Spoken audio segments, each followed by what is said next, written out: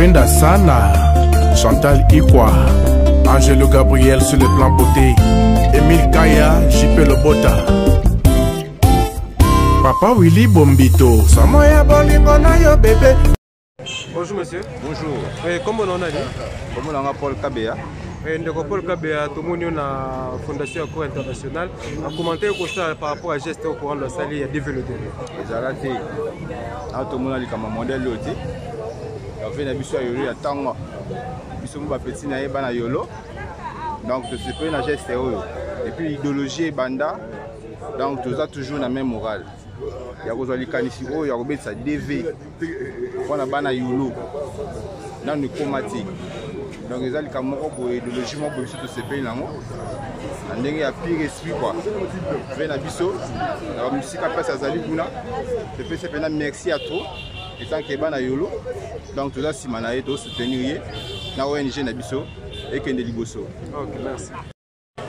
Bonjour monsieur. Bonjour. Donc les grands va bien gayo, moi na yolo.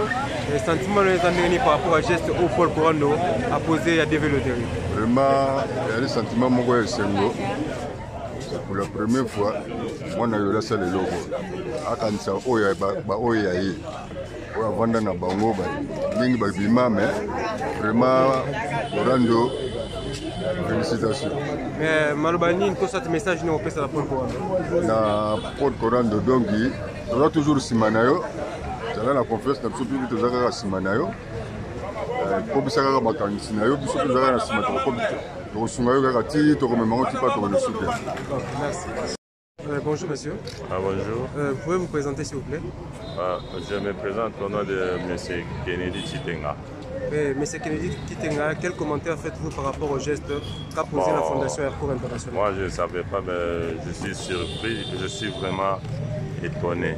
Quand je vis la réalité, mais je vois que ça marche très bien. Je ne vois pas les problèmes qu'on peut chercher avec le président et tout le monde. Ce que je veux bien, le président aussi, je ne sais pas encore que c'est très bien comme il faut. Juste un mot d'encouragement pour le président fondateur par rapport à l'initiative. Bon, l'initiative des présidents s'ensemble toujours très bien. Avec son idée qu'il a et nous aussi, on est en train d'encourager notre président. Ok, merci. Madame Julie Poutou.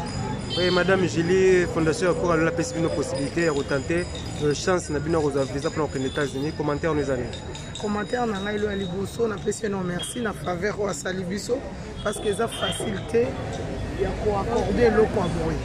En tout cas ma bisika za mapambola c'est merci pour na eloko oyo en tout cas et à l'avancement qui est toujours Liboso. Le lot dans la deuxième partie na biso ya opération Bomangungi et Nino Kosenga na bana yolo et puis na moko président fondateur par rapport à l'initiative. Na pesi le président merci salongo za lelo to ça salongo na yolo malgré ba salongo mi fait zali ba députation ba nini biso be airport a tozo marché to ça la salongo tozo longa bisika santé za kolongola pour nettoyer en tout cas à la propre. On a fait merci. C'est bon.